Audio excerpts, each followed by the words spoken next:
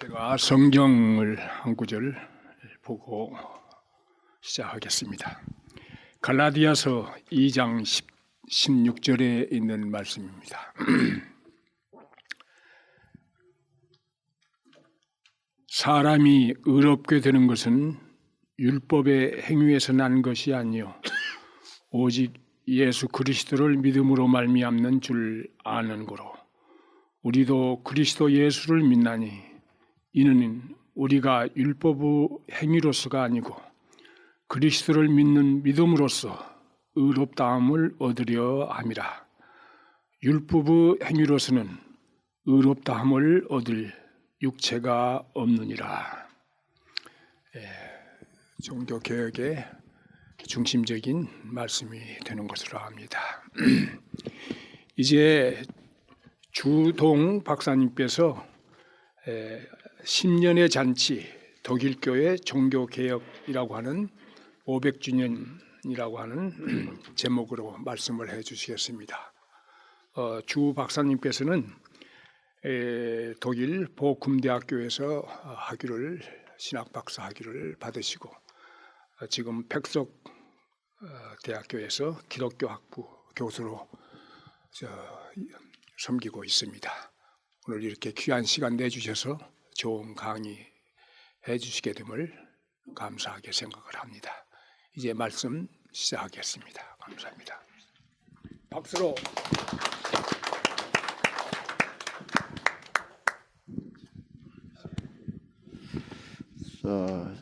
저 글은 제가 4월 달에 그리고 그 전에 10월 달에 독일 스위스를 다녀왔습니다. 그래서 종교계 500주년을 어떻게 현장에서 준비하고 있고 세려고 하는가, 그런 관점에서 좀 생생하게 좀 전해보려고 합니다. 그러면서 우리 한국교회가 어떤 생각을 하고 500주년을 맞이해야 될 것인가, 이런 이야기를 해보려고 합니다. 제가 종교계획의 현장 독일을 가니까 뭐 그렇게 떠들썩하고 굉장한 그런 느낌은 별로 없었습니다. 그런데 가만히 들여다보니까 있었어요. 독일 사람들은 외적으로 소문을 내고 그런 것보다는 내면의 준비를 하고 있다 하는 생각을 하면서 조금은 놀랐습니다.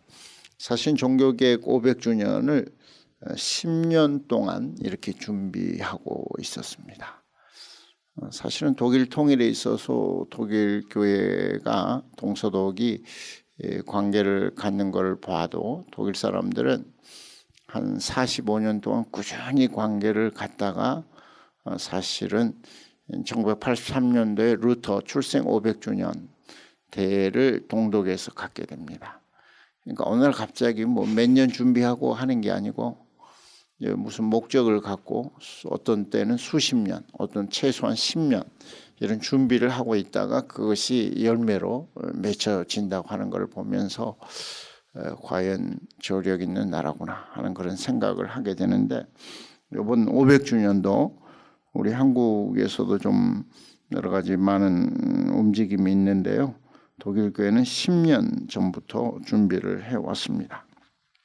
그래서 그 10년 동안의 여러 가지 주제들을 가지고 준비하는 2008년은 500주년 10년 행사를 시작하는 해, 이렇게. 그 다음에 2009년은 종교개혁과 신앙 고백 1년 주제입니다. 그 다음에 2010년은 종교개혁과 교육, 11년은 종교개혁과 자유, 2012년은 종교개혁과 음악, 2013년은 종교개혁과 관용, 2014년은 종교개혁과 정치, 2015년은 종교개혁과 그림과 성경, 2016년은 올해는 종교개혁과 하나의 세계, 그 다음에 17년이 비로소 500주년 기념 행사가 시작되는 그런 단계에 있습니다. 특별히 저는 이제 이 10년의 잔치라고 했는데 잔치냐, 어떤 사람은 그러기도 하는데 500주년 자체가 잔치 아니에요. 그런 점에서 제가 잔치라고 붙였는데 또 시비 거는 사람도 있더라고요. 할 수 없죠. 그런데 이제 그 종교개혁과 정치라고 하는 관점에서 2014년 주제인데 조금 걸음을 멈춰 보려고 합니다. 그래서 보니까 어떤 책도 내고 뭐 행사도 하고 세미나도 하고 학술대회도 하고 뭐 이런 일들을 독일 국가교회 예카대를 중심으로 해서 막 이곳저곳에서 또 이루어지고 있었습니다. 그 다음 장으로 가겠습니다. 독일 현지에서는 두 번째 단락 종교계 500주년을 맞아서 2012년부터 시작된 비텐베르크 슐로스 교회의 수리가 일단락되었습니다. 그러니까 제가 4월달 갈 때는 제 작년 10월달 그리고 또 4월달 갈 때는 슐로스키 이렇게 갈 수 없었는데요. 수리가 일단락돼서 10월 2일 날 독일 추수감사절 예배에 덴마크 여왕 마그레테 2세가 참석하고 독일 대통령 가욱 그다음에 에카데 대표 스트롬 여러 인사들이 참석 감사 예배를 드렸습니다. 교회 문에 새겨진 루터의 95개조 경문은 지난 2016년 5월 9일 수리가 끝났고 건물 외장도 지난 8월 마무리되어 안전을 위해 쳐놨던 철망과 구조물도 제거되었습니다. 근데 사실은 제가 처음에 그 루터가 95개조를 붙였던 1517 10월 31일 그 슐로스키르케 현장에 갔을 땐 감회가 깊었는데 그러니까 그 당대의 건물은 다 불타고 없어졌고 여러 가지 역사적 추론에 의해서 사실은 이 현장이고 이 문 쪽에 붙였을 거다 그렇게 추측해서 그렇게 해놓은 겁니다. 그러니까 뭐 루터의 역사적 현장 태어나고 뭐 세상 떠나고 또 여러 가지 한 현장을 가보면 거의 뭐 없습니다. 없고 대충 이제 근데 불이 탔다 하는 곳이 많아요. 화재. 그래서 왜 이렇게 화재가 많나 보니까 뭐 30년 종교 전쟁 때도 그렇고 서로 그냥 만나면 불 질러버리고 태워버리고 뭐 그래가지고 현장이 거의 없습니다. 그러니까 하나의 상상의 세계 속에서 뭐 루터가 여기서 자랐을 것 같아.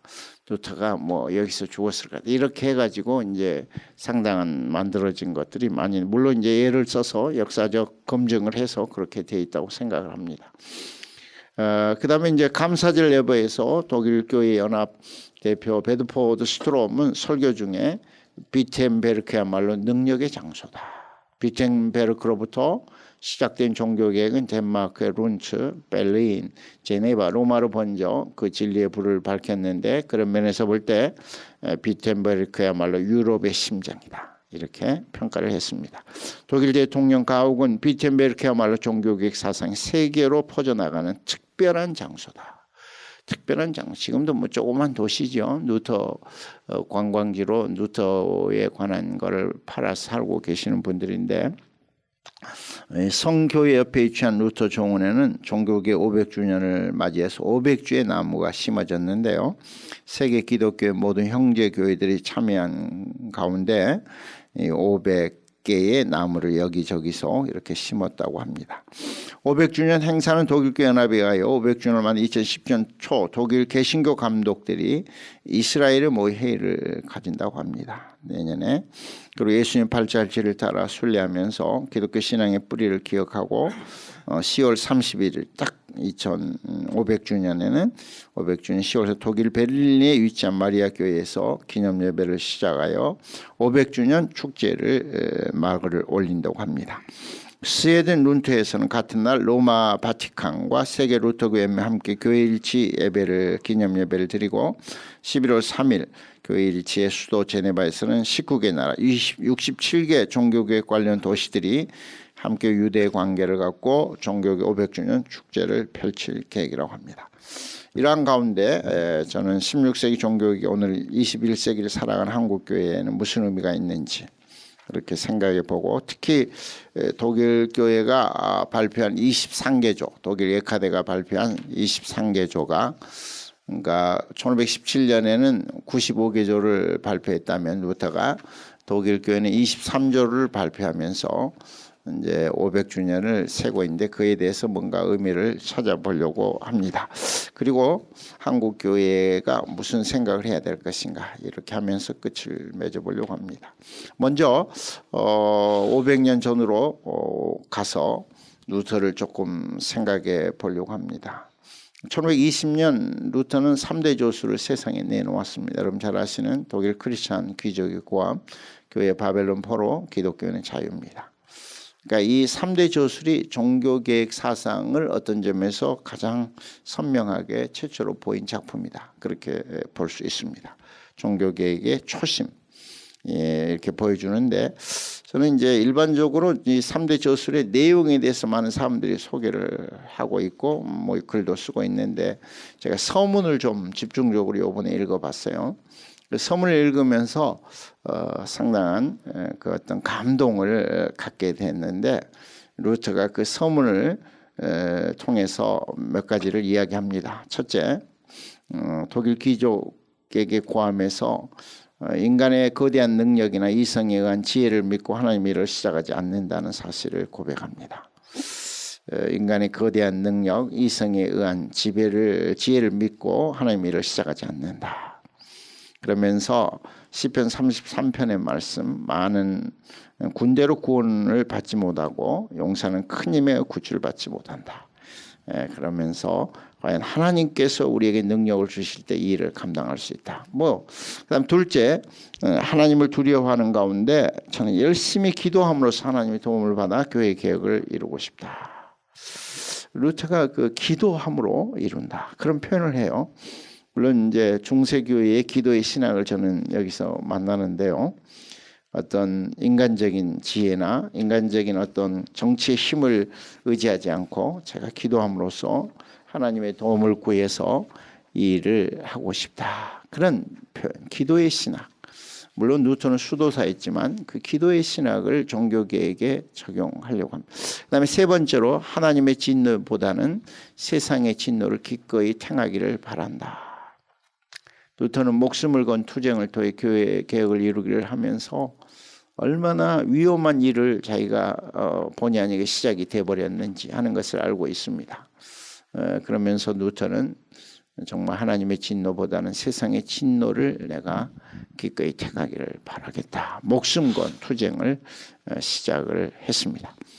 근데 또 재미있는 거는, 루터가 이제 1517년 10월 30, 95계절을 발표했잖아요. 근데 루터의 후예가 나오고 있어요. 후예. 2년 10월 30일이니까 루터가 이제 2년 3년 후에 이거에 대해서 후예를 두 가지를 하는데, 첫째는 몹시 후회한다, 그런 표현을 쓰고 있습니다. 이렇게 일이 될 줄 몰랐다는 거죠. 이게 이렇게 종교개혁을 자기가 일으키려고 하지도 않았고 95개 조가 이렇게 큰 일을 벌려버릴 줄 몰랐다는 거죠. 그런데 몹시 후회하는데, 첫째, 면접에 대한 자신의 입장이 좀 뭔가 잘못 써졌다는 것입니다.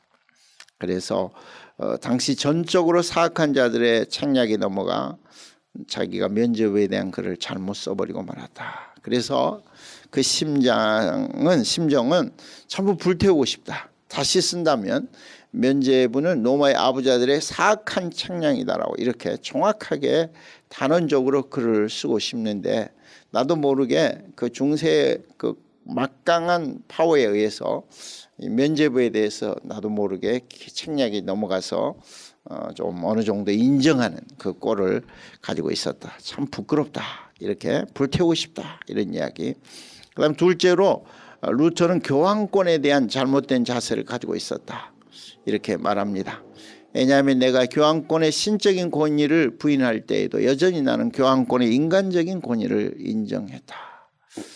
그래서 루터의 표현대로 교황은 이리 가운데 앉아있는 양이요, 사자 가운데 있는 다니엘이요, 정갈 속에 있는 에스겔이요, 이런 이제 굉장히 멋진 표현들을 했는데, 루터는 사실 2년 3년 후에 정말 부끄럽다, 내가 왜 이렇게, 그러면서도 이미 교황청은 망했다, 이런 탄원을 하고, 그리고 난 다음에 이런 표현을 하고 있습니다.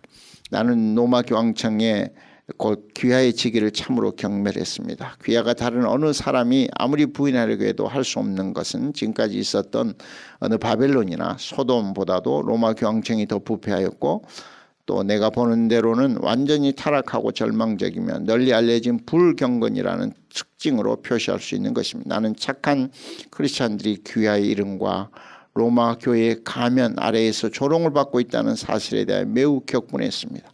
나는 신앙의 생기가 내 안에 살아있는 귀하여지기에 한거했으며 또한 부단히 한거할 것입니다. 루터의 후회, 그리고 사실은 자기도 모르는 사이에 종교개혁이 일이 벌어졌잖아요. 그런데 이제 1920년에 이런 후회를 하고 또 나름대로 루터의 그런 각오를 보게 됩니다. 근데 저는 이제 신기한 거는 루터가 그 중세의 천년이라는 세월이 흐르는 가운데 어떻게 오직 성경이라고 하는 그걸 그렇게 강하게 내세울 수 있었을까? 결론적으로 또 성경을 번역하게 되고 그 성경을 평신도들의 손에 쥐어주면서 만인 사저서를 애치게 되고 평신도들이 여러분은 이제 믿음으로 그리스도 안에서 죄로부터 자유자고 자유자가 된 여러분은 이 말씀을 직접 읽고 하나님 앞에 서서 성숙자로 자신의 신앙의 문제를 결단하며 살아가시기 바랍니다. 자유자요 성숙자가 되어라 하면서 만인 사제설과 성경 해석권을 주게 되는데 솔라 스크립추라죠.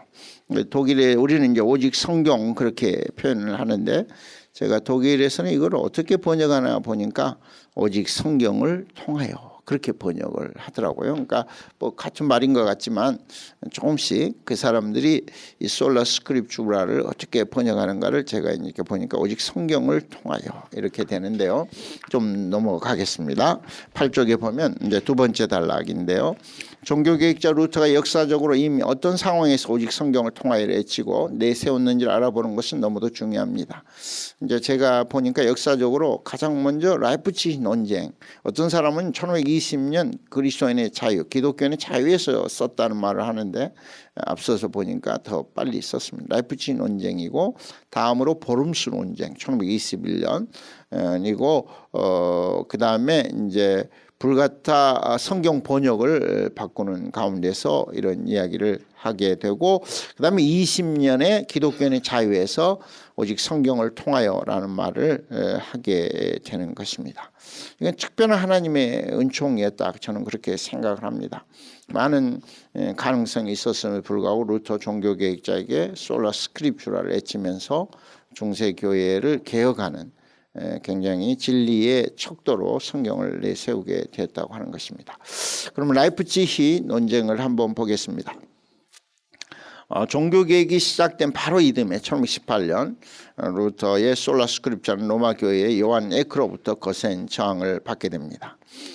잉골 슈타트 대학교의 교수 에크는 모설과 함께 교황과 공예의 권위를 힘줘 주장하게 되고 이에 루터는 성경 그 어디에도 교황의 수익권을 인정한 적이 없다고 주장합니다.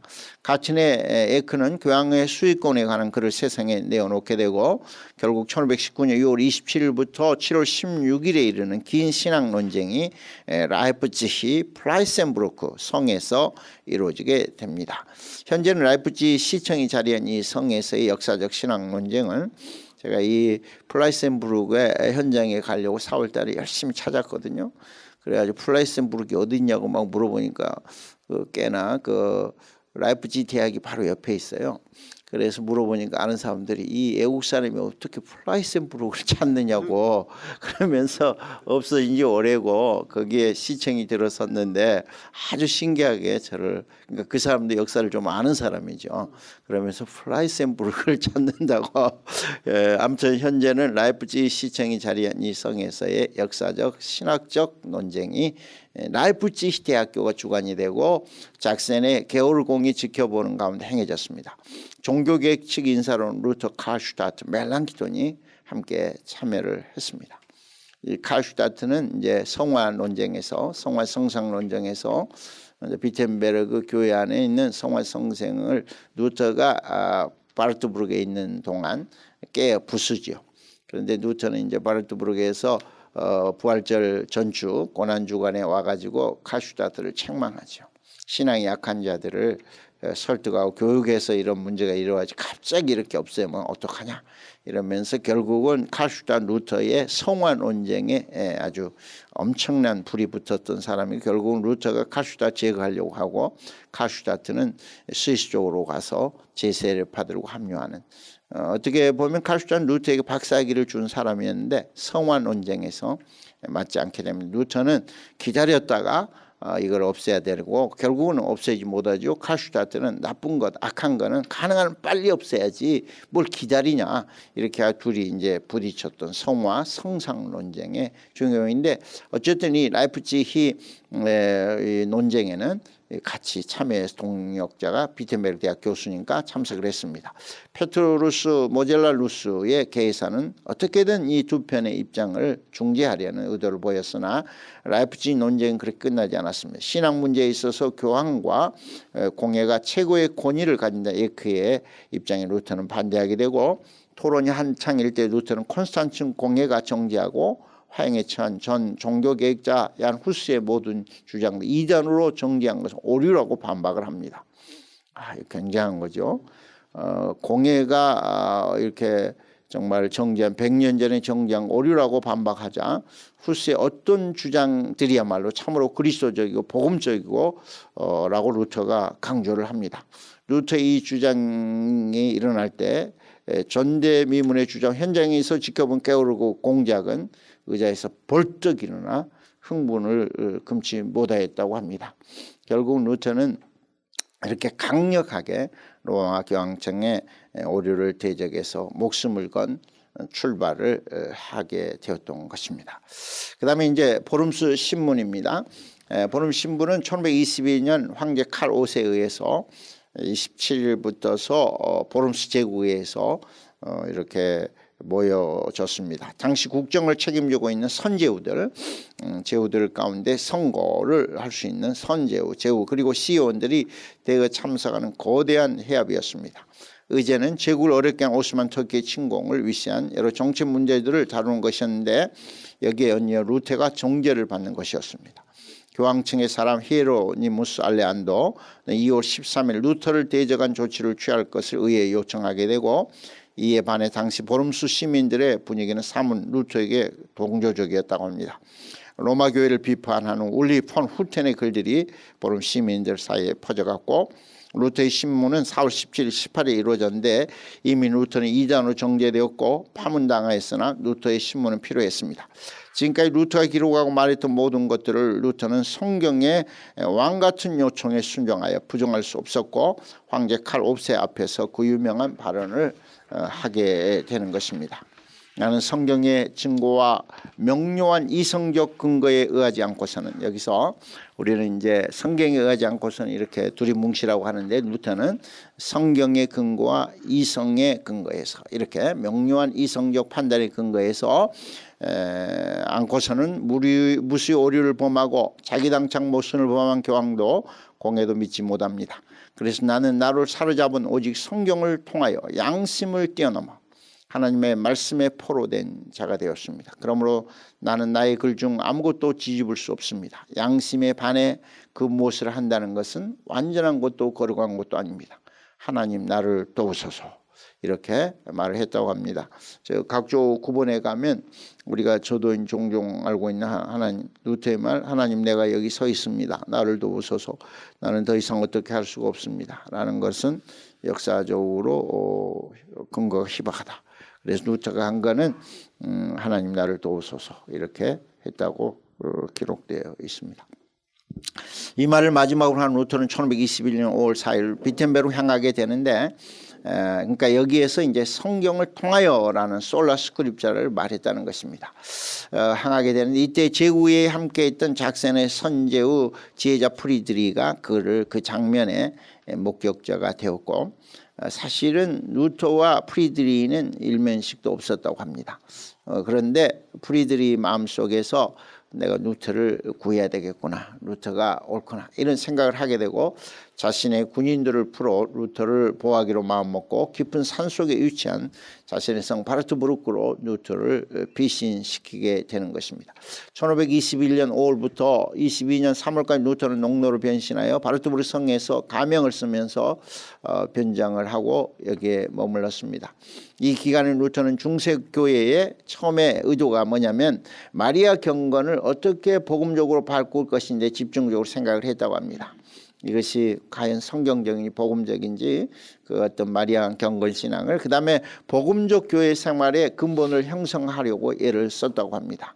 먼저 일정한 형태로 형성된 설교문을 배포하고 싶었고 복음적 설교 문화를 형성하려고 했다고 합니다. 그리고 수도자 서원에 관하여라는 책자를 통하여 행위에 의한 근거한 수도자 서원을 성경에 위배된 것으로 정죄하려고 하는 그런 것을 했습니다. 수도자가 되어 세상으로부터 떠나면 가정을 이루어 소명에 따라 직업을 통하여 각자 부름받은 영역에서 크리스찬의 과업을 이루어 가야 함에 모순된다는 것입니다. 그러니까 모든 직업이 하나님의 소명이요 각자 부름받은 영역에 크리스찬은 과업을 해야 된다는 그 종교개혁적 직업과는 이미 이 1521년 루터가 바르트부르크에 생각보다 굉장히 빠르게 그 생각을 수도자로서 하고 있었다고 하는 것입니다. 결국 이 책자에 의해 수도원으로부터 탈퇴가 이루어져 처음에는 형법에 따라 처벌을 받기도 했지만 종교개혁과 함께 어쩔 수 없는 일로 벌어지게 되었고요. 이곳에서 체류하는 동안 루터는 평민의 언어로 성경을 번역하게 되는데 종교개혁자 루터의 가장 위대한 업적은 독일어 성경 번역입니다. 그러니까 역사적으로 루터가 종교개혁자라고 하는 가장 확실한 증거를 대세하면 루터의 독일어 성경 번역인데 이 독일어 성경 번역의 아이디어는 그의 젊은 동역자 멜랑키톤에 의해서였습니다. 그래서 이 멜랑키톤이 사실은 루터는 굉장히 다혈질이고 멜랑키톤은 요한 같고 루터는 베드로 같은 이 두 사람이어서 멜랑키톤이 스트레스를 많이 받고 루터는 좀 화끈하게 일을 막 밀고 나가기를 원하는데 요한은 좀 생각하고 멜랑키톤 생각하고 침착하고 꼼꼼하고 그래가지고 멜랑키톤이 많은 스트레스를 받았다는 기록들이 있습니다. 어쨌든 1521년 가을부터 1520년 3월 2일까지 11주 동안 루터가 신약 성경을 번역해냈습니다. 11주 미친 듯이 번역했겠죠. 그런데 그때 루터가 앞에 두고 봤던 성경 에라스무스 헬라어 성경 그리고 라틴의 성경 중세 표준 성경 불가타 성경을 두고 앞에 번역해냈다고 합니다. 1522년 9월에 처음으로 독일어 september 비벨이 9월 성경이 출간되게 되고 1523년 구약 일부가 세상에 나오고 1525년까지 구약과 신약이 함께 나온 판이 22개고 이를 다시 찍어낸 횟수가 100회였다고 합니다. 1534년에 이르러서야 종교개혁자들과 교수 동네 힘을 합쳐 완역한 독일어 신구약 성경 루터 성경이 세상에 나오게 되는데 이 성경이야말로 평민들이 읽을 수 있는 쉬운 독일어로 번역해냈고 루터 성경의 추구는 헬라어 구약 성경 72인경을 번역한 불가타와는 다르게 바로 히브리어 구약 텍스트와 헬라어 신약 원문으로부터 가능한 한 독일어로 직역하는 것이었습니다. 직역하는 것이요.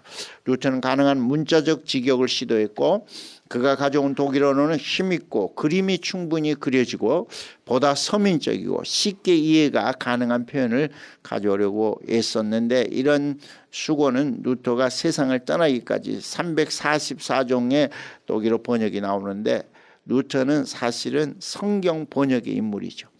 칼빈과 같은 기독교 강요와 같은 그런 대작들은 이제 멜랑키톤이 신학 총론으로 바꾸게 되는데 쓰게 되는데요. 루터는 성경을 붙들고 있죠. 어쩔 수 없이 남북의 방언이 함께 섞인 루터의 고향 중동부 독일어가 지대한 영향을 미쳐서 독일 루터 성경이야말로 오랫동안 독일어 성경 번역의 표준이 되었고 표준 독일어 형성에 막대한 영향을 주었다고 합니다.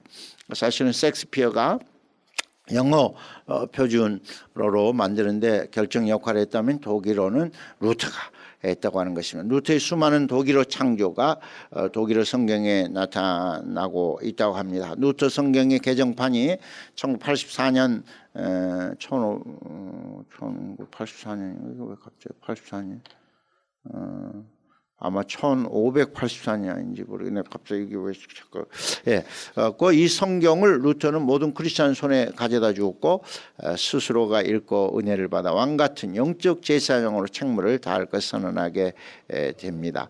사실은 이제 루터의 종교의 두 가지 사상이 굉장히 데인저러스 아이디어인데 하나는 만인 사제설이고 하나는 성경 해석권이라는 것입니다. 근데 그것은 어쩔 수 없이 루터도 성경 해석권에 대해서 처음엔 당황을 했으나 그것이 종교계의 핵심 사상입니다.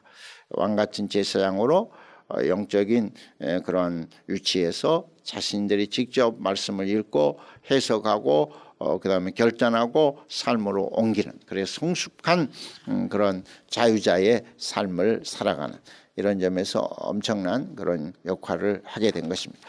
이제 이렇게 해서 루터가 이제 종교 개혁을 오직 성경으로 이렇게 하게 되는데요. 이제 2016년으로 넘어오겠습니다. 넘으면 독일 교회가 23조를 발표를 합니다. 이 23조를 어떻게 만들었는가 제가 이렇게 좀 찬찬히 보니까요. 독일 교회 연합에서 선정한 13명의 대학 교수들입니다. 여기는 이제 물론 독일을 위시한 독일 교수들인데 그 가운데 보면 이제 아리조나 미국에도 있고요. 그다음에 또 어디 헬싱키에서 참여한 교수들도 있고요. 근데 제가 이렇게 자세히 보니까 제 지도 교수의 아내가 있고 그다음에 제 지도 교수의 제자가 들어 있더라고요. 근데 이제 제 지도 교수는 요하네스 발만인데 그분은 이제 좀 보수적인 온건한 학자인데 루터교 학자인데 그 아내가 들어 있고 물론 아내가 이제 튜빙겐에서 가르친다가 지금은 어디 내가 잘 모르네요. 아내가 어디 있어요? 아내가 베를린에 있고 그다음에 우도 스트레이트가 할레 대학에 있는데 그래서 제가 이 상당히 복음적인 입장에선 신학자들이 참여하지 않았을까 이런 생각을 하게 되었습니다. 어쨌든 13명의 대학 교수들로 구성된 자문단을 통하여 독일교회 연합 역하대의 회장의 이름으로 발표된 그런 23조입니다. 그래서 보면 이제 95개 조를 떠오르게 하는데 과연 21세기 독일교회는 23개 조를 어떤 면에서 가져왔을까? 종교개혁의 현대적 의미를 어떻게 이들은 생각하고 있는가 이런 생각을 하면서 우리도 500주년을 맞이하면서 관심을 갖게 되는데 저의 번역으로 여기에 실었습니다. 첫째, 종교개혁은 유럽에서 출발되었지만 시대를 가르고 세계를 바꾸는 교회사적 의미일 뿐 아니라 세계사적 의미를 갖는다. 여기서 중요한 것은 세계사적 사건으로서의 종교개혁에 대한 이야기입니다. 우리는 자꾸 교회사적으로 하지만 독일은 세계사적 이 밴등 어떤 세계사적인 밴드 포인트가 됐다. 이렇게 세계사적인 전환점에 종교개혁이 있다. 그다음에 두 번째로 종교개혁의 영향이 어디에까지 미천 가능한 한 다양한 관점에서 폭넓게 연구되고 평가되어야 한다. 우리는 너무 교회로 신학으로 제한시키는 거 이거 옳지 않다. 이런 점에서 가능한 한 폭넓게 이렇게 연구가 돼야 되겠다. 세 번째, 종교개혁과 함께 찾아온 다수의 신앙 고백은 유럽을 종교 문화의 상위성과 다양성을 이끌었다. 가장 먼저는 신교와 구교로 나눴잖아요. 그리고 또 우리 신교 안에서 수도 없는 교파들이 나오게 되고 또 여러 가지 많은 종교 문화의 상위성, 다양성으로 이끌어냈던 것입니다. 그다음 네 번째, 종교 문화의 상위성은 부정적으로는 상대방에게 폭력을 행사하는 신앙 고백 전쟁으로까지 이끌었다. 참 종교개혁의 1918년에 48년에 30년 종교 전쟁이잖아요. 유럽 인구의 3분의 1, 독일 인구의 반이 죽임을 당하는 거의 황폐에 이른 종교개혁이 일어난 100년 만에 거의 황폐하게 되는 이런. 그다음에 다섯 번째, 폭력은 서로 다른 신앙 고백과 종교에도 불구하고 평화롭게 함께 그리고 곁에 살기 위해서 나름대로 규정을 요구했다. 그러니까 다르지만 함께 살기 위해서는 나름대로의 서로의 삶을 이렇게 규정을 해야만 했다. 여섯 번째, 종교개혁은 교회와 신학에만 근원적 변화를 가져온 것이 아니라 공적이며 사적인 모든 삶, 사회, 경제, 문화, 법, 학문, 예술 표현에 이르기까지 새로운 변화를 가져다 주었다. 종교 계획은. 그러니까 우리는 주로 이제 교회와 신학의 이야기만 하는데 이번에 23조에 보면 이제 공적인 파블릭한 이런 삶의 분야에서의 종교 계획적인 그 변화를 찾고 있는 것입니다. 7번째, 종교 계획은 신앙의 본질이 그 핵으로서 하나님과 사람과의 관계를 유지하여 자아 스스로와의 관계, 함께 살아가는 이웃과 세계와의 관계를 새롭게 규정했다. 하나님과의 관계가 이루어지고 자아 관계가 이루어지고 이웃과 세계와의 관계를 새롭게 규정하는 그런 사건이었다. 그 다음에 종교계획은 오직 그리스도를 통하여 의롭게 된 사람을 그 어떤 중재자 없이 하나님 앞에 서게 하였는데 굉장히 중요하죠. 오직 하나님의 인정을 통하여 사람의 정체성과 가치를 부여하게 되었다. 남녀, 신분, 능력, 신앙 업적을 주목하지 않았는데 비로소 크리스찬의 자유가 시작되었다. 그 다음에 9번째, 종교계획은 하나님께로부터 인정받은 사람의 진정한 자유가 교회의 새로운 관점을 제시했다. 진정한 자유가 교회 이해에 교회 공동체에서의 계급적 지위를 없애고 세례받은 자의 영적 재상서를 내세워 역할 차이만을 인정했다.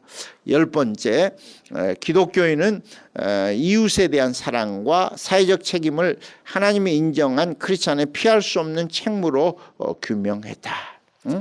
이웃에 대한 사랑과 사회적 책임을 갖게 만들었다.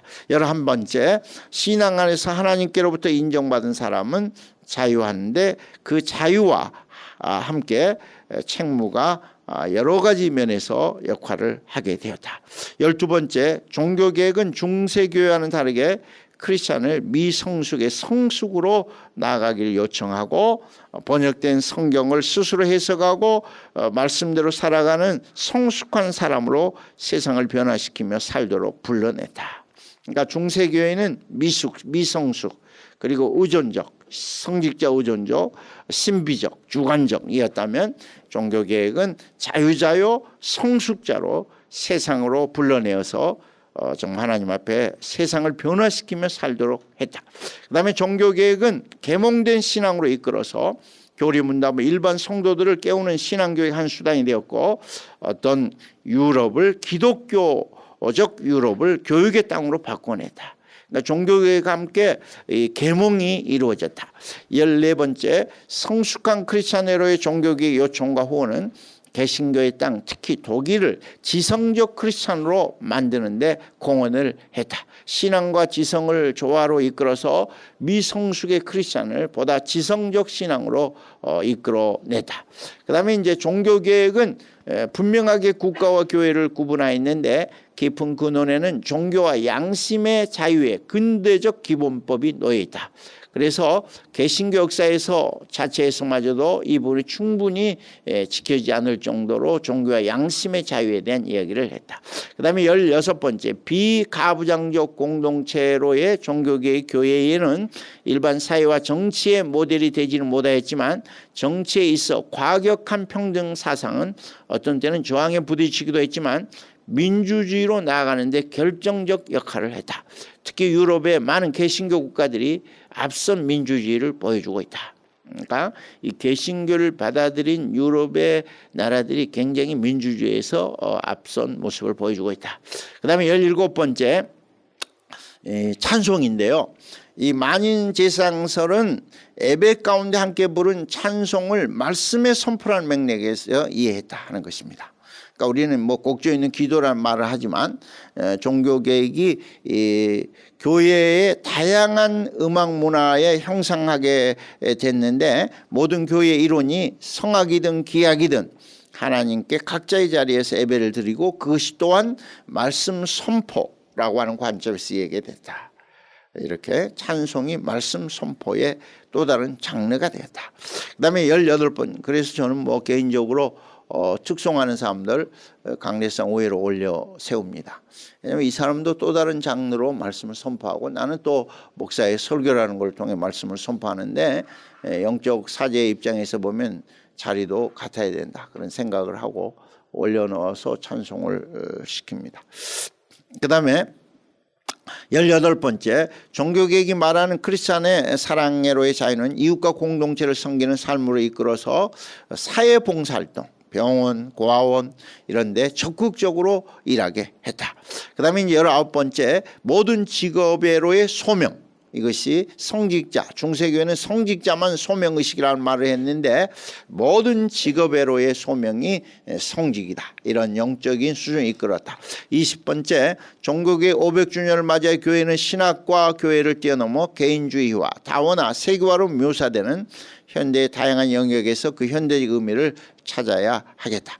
그 다음에 21번째, 종교개혁 정신에 의해 21세기 사는 우리는 더욱 그 의미를 찾아 발전시켜야 할 것이고 다양한 신앙 고백의 차이를 인정하면서도 기독교적 공동의 가치를 함께 추구할 필요가 있다. 그 다음에 22번째, 다문화 다종교로 치닫고 있는 현대지만 기독교적 신앙 고백의 상위성과 공통성 속에서도 교회가 함께 종교개혁의 정신에 설 때 분명한 힘을 발휘하게 될 것이다. 그 다음에 23번째, 종교성과 세계관의 다양성을 부인할 수 없는 상황 속에서도 기독교적 가치를 높일 수 있는데 하나의 기독교와 더불어 그것을 넘어서서 문화적으로든지 신앙적으로든지 이미 규명되고 있는 또는 규명할 수 있는 본거지인 종교개혁을 잊지 않고 명심하는 것이다. 그러니까 종교개혁의 그런 어떤 동질성을 가지고 우리가 새로운 기독교의 모습을 형성할 필요가 있다. 뭐 사분오열되고 뭐 굉장한 많은 차이가 있는 것 같지만 진보와 보수가 있고 그렇지만 종교개혁 정신으로 다시 돌아간다면 우리는 함께 일치된 모습을 보일 수 있다. 이런 이야기를 하는 것 같습니다. 물론 이제 이것이 다 제가 이제 생략하고 나름대로 그 의미를 추려서 번역해 낸 것입니다. 그 가운데 이제 제가 좀 관심을 갖고 여기에 써놓은 것은 간단하게 종교개혁과 정치에 관한 이야기입니다. 종교개혁과 정치, 우리 한국교회가 이 점에서 좀 헷갈리고 있다 생각을 하게 되는데 뭐 더 많이 쓸 수도 있지만 독일 교회가 어떻게 종교개혁과의 관계를 갖고 있는가 이런 것입니다. 한 예로 2014년 독일 교회의 종교개혁 500주년 7년째 잔치 종교개혁과 정치는 어떻게 진행되었는지 살펴볼 것입니다. 독일 교회 대표회장 니콜라우스 슈나이더 박사는 이 주제를 16세기 종교개혁 역사를 설명 인식하는 것으로 끝나지 않고 21세기 정치에 무엇을 말하는지 초점을 맞추기를 원합니다. 종교개혁자들은 당시 정치 권력과 교회의 관계를 그리고 각자의 과업이 무엇인가를 규명하기를 원했을 뿐만 아니라 근원적으로 새롭게 경신하기를 추구했다는 것입니다. 예로 교육을 국가의 과업으로 규명하려 했고 여성의 법적 지위를 성경의 근거에 새롭게 규정을 했다는 것입니다. 사실은 뭐 여성의 지위가 20세기에 들어와서 참정권도 주어지고 뭐 이렇게 저렇게 되는데 미국만 같아 독일도 그러는데 종교개혁자들은 이미 16세기에 이런 법적 지위를 성경 근거에 새롭게 규명하려 했다는 것입니다. 20세기 들어서는 종교개혁의 정신은 1934년 5월 31일 독일 교회 139명의 총대는 부부탈 바르멘에 모여서 히틀러의 절대 권력, 뭐 히틀러의 절대 권력에 맞선다는 것은 죽는 거죠. 그러니까 아무도 노라는 말을 할 수 없는 그때에 사실은 그들이 일어섰습니다. 그리고 바르트를 중심으로 해서 발표했는데 그것이 바르멘 신학 선언입니다. 디 바모 테올로기스 에클레를 발표하게 됐는데 이는 종교개혁 정신에 근거한 것으로 교회는 결코 국가의 한 기관이 될 수 없다 하는 것입니다. 국가는 인간 생명을 규정하는 유일한 제도가 될 수 없다는 것입니다. 독일 교회는 국가와 시민 사회 속에서 긴밀한 관계를 가지면서 그 분명한 공헌을 해했던 것입니다. 결코 교회는 잘못된 정치에도 불구하고 방관과 무관심으로 책임 회피하는 모습을 종교 분리나 이름으로 합리화해서는 안 된다는 것을 잘 보여주고 있습니다. 특별히 2014년 독일교회에서 공식적으로 내놓은 책자에는 종교개혁과 권력과 정치로 구분하여 주제를 다루고 있는 걸 보게 되는데요. 그중 몇 가지를 들추어내면 첫째, 국가와 교회의 관계입니다. 교회와 국가는 하나가 될 수 없다. 종교개혁자들 인식은 새로운 자유를 가져왔는데 그것은 시대와 상황에 따라 늘 다시금 새롭게 규명할 필요를 느꼈던 것입니다. 하나의 무릎은 그러한 종교개혁 정신이 21세기 서구 현대 사회에 어떠한 열매를 맺혔는지에 대해서 질문해 볼 수 있으면 좋겠습니다. 둘째, 누가 가난한 자를 돌봐야 하는가 하는 문제입니다. 그러니까 이거는 어떤 복지적인 문제인데 지금까지는 개신교는 경제를 생각했다. 일반적으로 어떤 자본주의적 부의 축적. 가톨릭 교회는 사회 문제에 집중했다고 볼 수 있는데 과연 옳은 것인지를 좀 돌아다 보아야 할 것입니다. 우리 한국교회가 특히 그런 면이 있습니다. 셋째, 종교개혁과 헌법에 대하여 다루는데 현대법의 시작으로서 종교개혁은 12가지 면에서 헌법의 근간을 내놓았다고 하는데 제가 뭐 깊이 이 부분은 들어가지 않았습니다. 넷째, 종교개혁과 양심의 자유와 관용의 문제입니다. 종교개혁이야말로 양심의 자유와 관용의 원천으로서 신앙이란 복음을 통해 오직 성령이 역사하는 내적인 일이라는 것입니다. 양심이란 그 어떤 인간으로부터든지 교회로부터든지 그리고 권력으로부터든지 자유하다는 것입니다. 양심의 자유, 인간으로부터 교회로부터 권력으로부터 자유한데 이러한 사상은 17, 18세기에 이르러 개신교 국가에서 먼저 구체화되었다는 사실은 우연이 아닙니다. 다섯째, 공공사회에서의 교회의 역할입니다. 교회는 공적 종교로서 분명한 정체성을 갖고 정치와 사회 속에 있는 세상을 함께 이루어 가야만 합니다. 다양성 속에서 하나됨을 위해 역할을 해야 한다는 것입니다.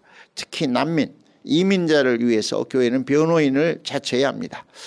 그 누구도 이 세상에서 혼자이지 않기 때문입니다.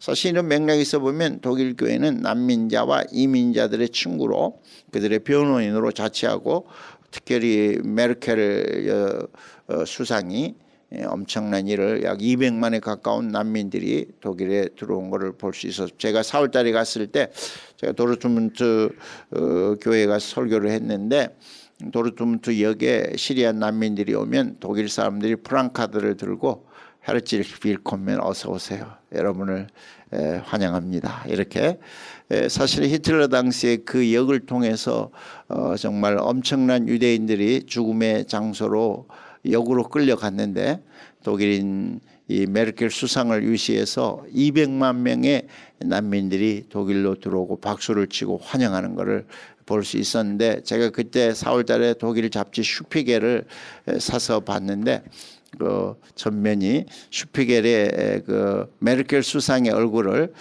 그 수녀 마리아 인도에서 그 이거를 씌워서 정말 그러한 사랑을 부각시키고 그에 대해서 독일 반대자들이 메르켈이 우리나라를 더러운 땅으로 만들고 있고 이슬람을 들어오게 하고 있고 뭐 범죄를 만들 것이고 테러리스트들이 들어올 것이고 막 이렇게 하면서 메르켈에게 이렇게 지나가면 막 우리나라 매국노 너 사과하라 막 이러니까 메르켈이 내가 왜 사과하느냐, 응?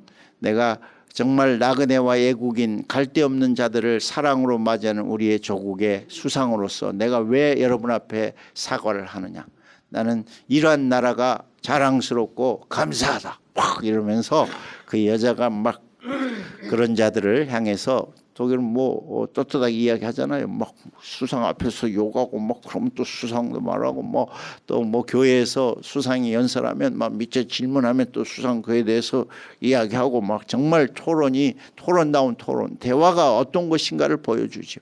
뭐 그렇게 뭐 탁 짜놓고 뭐 질문시키고 그런 거 없어요. 진짜 하고 진짜 발언하고.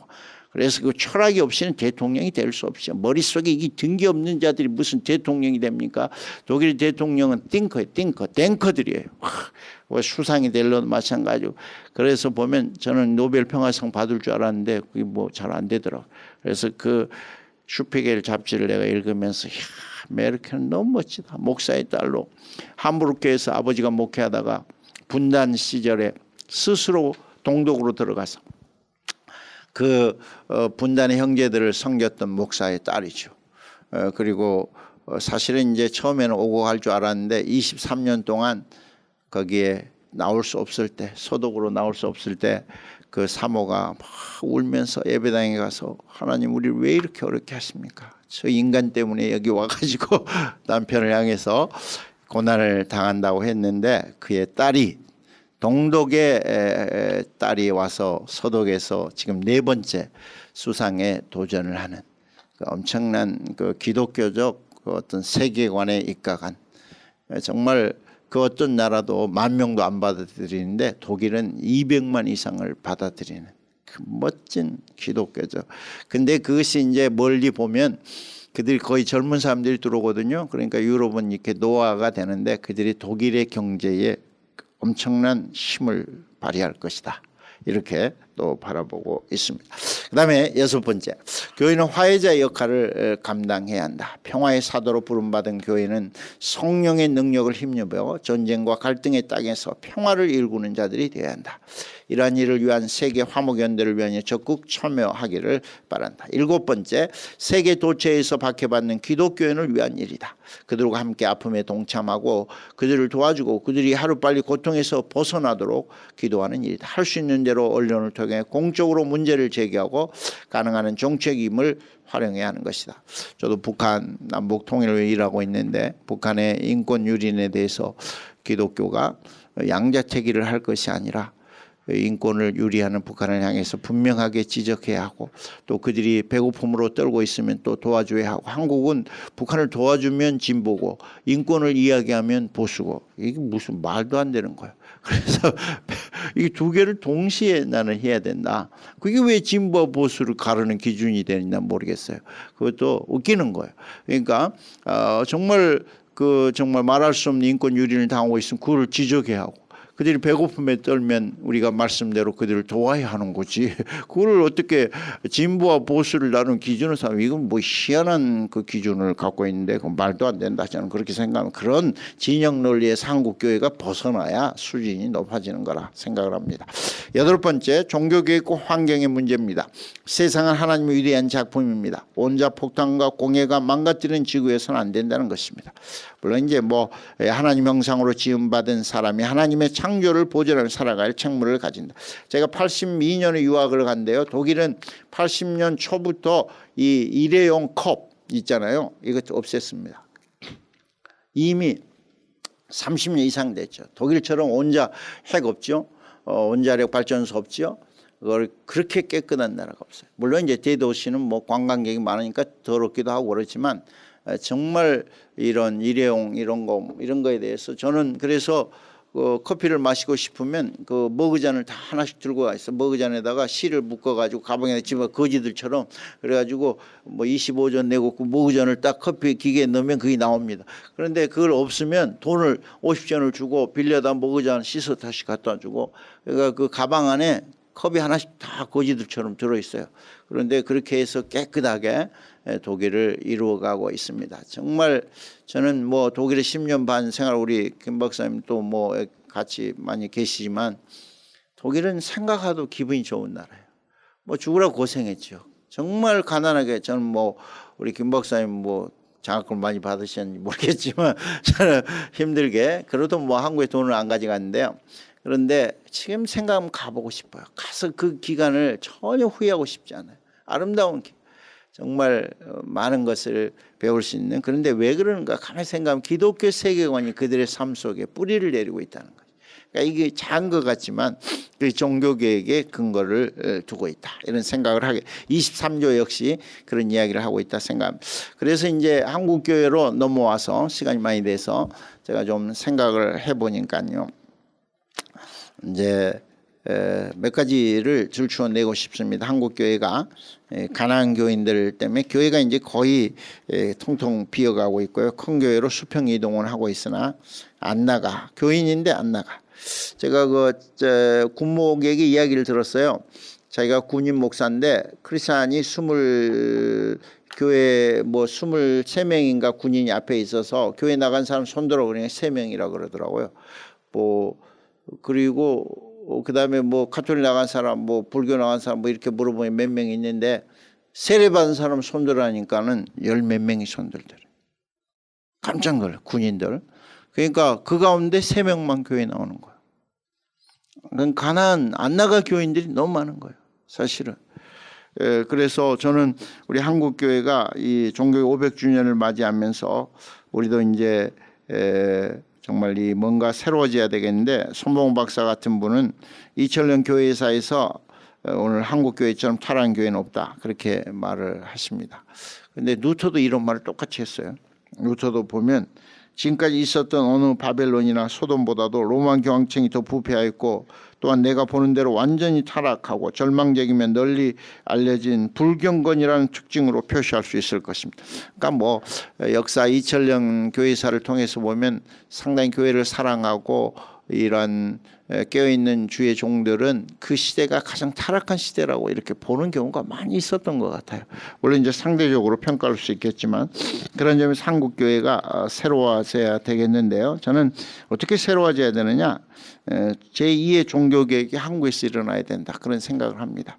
맨날 500년 전 독일에서 일어난 역사만을 기억해야 할 것이 아니라 가장 타락한 교회라고 한다면 가장 타락한 곳에서 새로워질 수 있죠. 그럼 제2의 종교개혁 500년 후에는 한국, 500년 후에는 뭐 베트남 이렇게 하든지 간에 그래서 우리 500년 후에 우리의 후손들이 제2의 종교개혁 한국을 연구할 수 있도록 해야지 맨날 뭐 독일만 또 1000년 전 종교개혁 이렇게 할 필요는 없다 그런 생각을 하고 물론 뭐 그것이 꼭 좋다 안 좋다는 떠나서 그런 생각을 하게 되고요. 한국 교회는 이 번영신학 또는 문제가 많이 나오고 있는데요. 이 가난한 교인들이 왜 교회를 안 나오는가를 잘 분석하는 것도 지혜라고 생각합니다. 그래서 뭐 그들이 원하는 대로 돼야만 교회가 되는 건 아니지만 왜 그들이 교회를 예면하고 교회를 떠나갔는가 이거를 잘 이제 실전적 관점에서 우리가 생각하고 연구해서 사실은 저도 이제 한 2년 동안 교수지만 설교 목사로 해봤는데요. 그들이 이렇게 전도를 해오더라고. 교인들이 우리 교회 목사님은 달라. 우리 교회는 달라. 뭐가 달라? 그렇게 해서 오는 교인들이 상당히 많아. 다르다 그러니까 뭐가 다르냐? 그러면 나 다른 교회는 가보고 싶다. 이렇게 그런 점에서 사실은 뭐 60년도에 기도 많이 하고 뭐 그렇게 해서 전도를 하고 그래서 교회가 부흥했다. 그러니까 60년대로 돌아가서 우리 산기도 많이 가고 뭐 그렇게 해야 된다. 그런데 60년대에 그렇게 했고요. 지금 21세기거든요. 달라요. 그러니까 그런 점에서 오늘 21세기의 새로운 교회에 대한 생각을 해야지 그렇게 해서는 뭐 옛날에 새마을 운동하고 뭐 아파트 들어서면서 신도시 들어서면서 부흥한 거죠. 뭐 꼭 뭐 그런 관점에서 보면 이제 제가 한국 교회가 가난한 교인들이 왜 생겼는가 이걸 좀 분석해야 돼. 그다음에 세속의 옷을 벗어야 된다. 제가 보기에 교회나 기업이나 똑같은 것 같아요. 뭐 그래서 또 제가 그 참 저는 이제 어쩔 수 없이 백석교단에 우리 여기 있는데요. 이제 대신교단이 됐죠.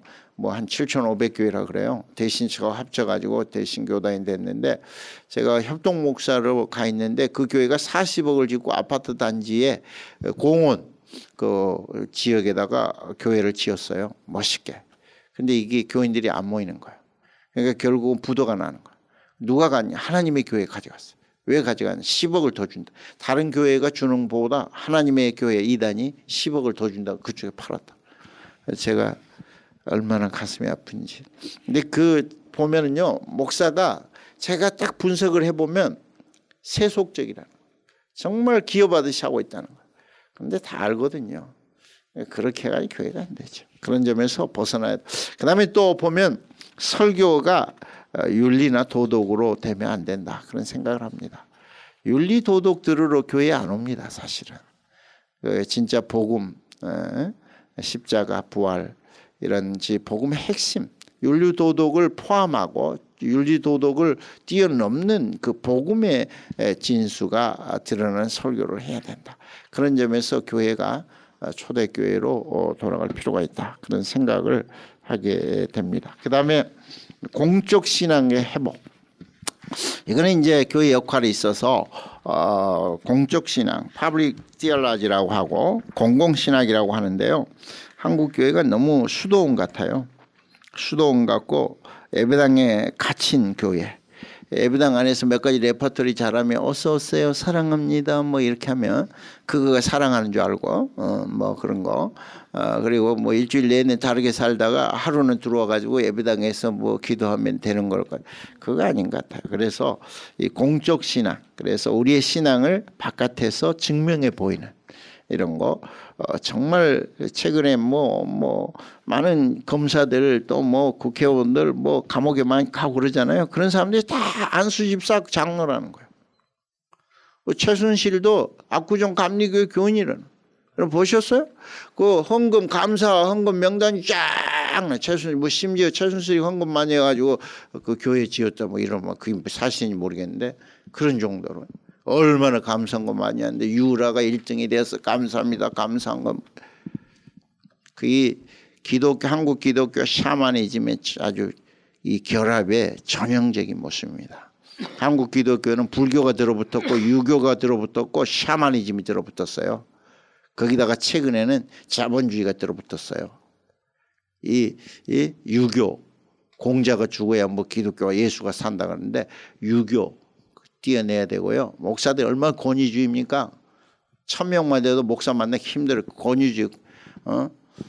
내가 가르친 제자들이 말입니다. 20년 이상 신학교에서 오면 저기서 와요. 아 교수님 이게 확 그냥 와서 교수님 이렇게 이게 무슨 공자의 맹자가 말이야 교회 들어가지고 담임 목사가 뭐나 되는 줄 알고 말이야 예수님 모습 없어요 바울의 모습 없어요 이 유교 사라져야 되고요 불교도 사라져야 되고 이상한 거 있어요 최태민이가 이 유불릭 유교 불교 카톨릭 최태민이가 똑같습니다 그게 다 들어가 있습니다 샤머니즘 다 들어가 있어요 최태민이가 10만 원 주고 목사 안수 받았다고 그러잖아요.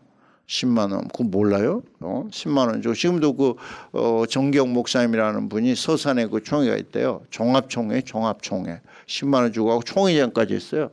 사실은 그러니까 박정희가 이제 반정부 기독교가 그렇게 나가니까 자기를 위해서 뭔가를 위할 기독교를 만든 최태민을 세운 거예요. 그 구국기도회 한 거잖아요. 제가 그 아는 이상숙 권사님도 구국기도회 갔대요. 최태민 인물도 별론데 뭐 이상한 최태민 구국기도회하고 그래 구국기도회를 그렇게 이용했던 거죠 사실은. 그러니까 알고 보면 뭐 영세계로 띄어내면 속이 편할 이단이라고 하면 속이 편할 것 같지만 기독교라고 한국교회 샤머니즘이 들어옵니다. 이상한 한국교회가 사실은 오늘 이 문제를 들어있다는 거죠. 그러니까 철저하게 해결해야 돼. 철저하게 이거 갈라내야 되는 거죠, 사실은. 근데 뭐 공적 신앙에 있어서 부정 축제하고 뭐 보면은요, 뭐 정말 목사들이 그렇죠. 그래서 저는 이 공적으로 정말 남북 분단뿐 아니라 한국 교회가 세상의 소금과 빛으로 증명이 돼야 된다 그런 생각을 합니다. 증명이 되고. 그렇지 않으면 한국교회에 소망이 없다 그렇게 생각을 합니다.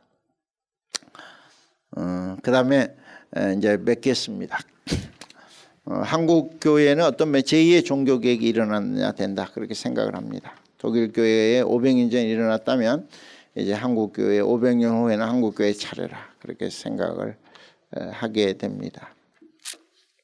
뭐 초대교회도 500년, 중세교회가 1000년이지만 사실은 이렇게 매듭을 지어 보면요 한 500년 이렇게 새로운 시대가 나올 때가 돼 있습니다. 그런데 이 500주년을요 제가 보면 신학과 교회에서만 국한된 기념대회로 끝나면 전혀 효과 없습니다. 신학, 교회 뭐 그리고 기념대회 이게 무슨 의미가 있어요? 독일 가는 거 무슨 의미가 있어요? 그래서 제가 보기에는 한국 교회가 무거운 소명을 갖고 500주년을 맞이해야 되겠다. 그리고 교회사적인 사건뿐만 아니라 종교개혁이 세계사적인 사건 모든 삶의 분야를 개혁하였던 전환의 역사를 기억해야 될 것 같습니다. 그리고 독일교회가 맞는 500주년의 두 가지 점은 첫째는 종교개혁을 세계사적 사건으로 바라보고 있다는 것입니다. 둘째는 공공신학의 추구를 독일교회가 하고 있습니다. 오늘 21세기 한국교회는 세상에서 힘을 잃었습니다. 한국교회는 골방에 갇혀버렸고 예배당에 갇혔습니다. 이는 17세기 인본주의 계몽주의가 교회를 사적 영역으로 몰아버린 후에 나타난 결과였습니다. 그러니까 그 이전까지는 교회가 엄청난 힘을 발휘했거든요. 계몽주의가 나오면서 교회를 사적 영역으로 쫓아버렸어요. 너희들은 저 골방에 들어가 기도나 해. 이런 거 공적인 삶 속에 말하지 마. 그런데 꼭 그 계몽주의를 싫어하는 것 같으면서도 계몽주의의 그 명령을 순종하고 한국교회 예배당에 갇혀버렸어요. 그래서 한국교회는 세상에서 역할을 몰랐고 알아도 그 역할에 대해 소홀했고 결국은 세상을 뒤따라가는 친구가 되어버렸습니다. 그래서 썩어져가는 세상의 소금과 어두워져가는 한국 사회의 빛이 되어 세상을 변화시키는 자가 되기를 포부했습니다. 그러면서 한국교회는 예배당 건물에 갇힌 신앙으로 만족해서 그러다 보니 예배당은 점점 좁아졌습니다. 예배당 신앙에 갇힌 한국교회가 되어서 예배당이 좁으니까 예배당을 많이 지어야 됐고 교육관을 지어야 됐고 그래서 또 수양관을 지어야 했고 결국 그 이제 예배당 건물 수가 많으면 성공하는 교회가 되었던 것이죠. 이게 뭐 그러니까 세상에서는 전혀 역할을 하지 않았던 수도원이 됐던 거죠. 이런 점에서 이번 종교 500주년을 맞이하면서 우리가 하나님 앞에 회개하고 복음의 변혁적 그러한 속성을 가지고 이 어두운 세상을 교회의 길에 서서 바꾸는, 그렇다고 해서 뭐 교회가 정치를 하고 교회가 세상적인 기업을 하고 그런 건 아니고요. 교회는 교회의 길이 있다 저는 생각합니다. 교회가 가야 할 길은 예수님의 길이고 정치가 가야 할 길은 정치에 가는 길입니다. 그래서 우리의 길에 서서 우리는 세상을 변혁시키는 그러한 교회가 돼야 된다. 특히 저는 가슴 아프게 생각하는 것은 이 남북의 분단을 한국교회가 세상의 정치에만 맡기고 있다 하는 사실입니다. 과연 남북의 분단이 정치가들에게 맡겨놓고 71년이 갔는데 정치가들이 뭘 했습니까? 큰 소리 되게 쳤죠. 대통령이 될 때마다 큰 소리 치고 통일 금방 될 것 같이 그랬죠. 그런데 한 발자국도 앞으로 못 갔습니다. 한 발자국도 앞으로 가지 않고요. 좌로가 또 우로 간 적은 있어요. 한 발자국도 앞으로 가지 않았어요. 71년 동안 공갈 되게 쳤어요. 와, 그거 정말 아름다운 장밋빛 그 공약만이네. 통일 대박, 신뢰 프로세스. 와, 그렇죠? 그런데 되지 않았어요. 저는 이 통일은 정치가들이 할 수 없다고 생각합니다. 독일 통일을 조용한 개신교 혁명이라고 하는데 우리 한국교회가 감당해야 됩니다. 사실은 남북 분단은 가장 무서운 제약의 온산지입니다. 살인, 온수맺기, 정제, 여러 가지 그런 점들을 볼 때 우리가 하나님 앞에서 이 문제를 한국교회의 십자가로 짊어지고 나아갈 때 한국교회의 새로운 어떤 갱신, 소망, 새로운 비전, 한국교회가 새로운 자세를 정립하게 되는 그런 계기가 될 것이고, 사실 남북분단을 넘어서는 일이 얼마나 어렵습니까? 뼈를 깎는 자아 성찰이 있어야 되고 회개가 있어야 되고 그리고 갱신이 있어야 이 문제에 뛰어드는 것입니다. 그래서 교회의 길로 가고 정치가는 정치의 길로 가고 교회는 교회의 길로 가서 정말 독일 통일을 조용한 개신교 혁명으로 이루어냈듯이 우리의 역할을 분명히 하면 정치가들에게 기대하지 마세요. 정치가의 수준은 우리 한국 정치의 수준은 최순실 수준이에요. 여러분 더 이상 기대하지 마세요. 그렇다면 한국교회가 해야 할 일을 하셔야 되는 것입니다. 그런 기대를 갖고 저는 종교 500주년을 맞이하면 하나님께서 우리 한국교회에 놀라운 그런 축복을 주시고 제2의 종교개혁은 대한민국 교회에서 이런 생각을 하는, 그중에 가장 먼저는 남북분단을 넘어서는 일이다. 그래야 21세기 세계 사적인 한국교회의 역할이 주어질 것이다. 이 일을 남의 일로 생각하면 우리는 그냥 제자리 걸음 할 것입니다. 점점 떨어질 것이고 가톨릭은 우리를 뛰어넘어서 역할을 하게 될 거고 우리는 뭐 이제 소수 종교로 전락할 기회, 시간 문제입니다. 이런 점에서 우리가 21세기 종교 개혁을 한국에서 이뤄내야 된다 그런 생각을 하게 됩니다. 감사합니다. 두서없이 말씀드렸습니다.